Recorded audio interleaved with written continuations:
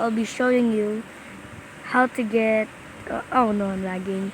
A folding knife. Just shut the hell up, Zane. This is how to get the folding knife. That's the folding knife right over there. And we gotta exit out of multiplayer. Click this. Go to memories. Brush. Oh yeah, I forgot I have a brush. Go here. Now go down. Keep going down until you find this. Over here, this.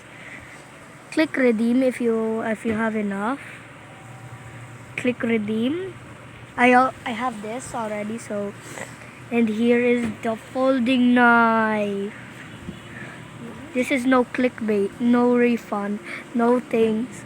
This is also accessible to only season 9 players.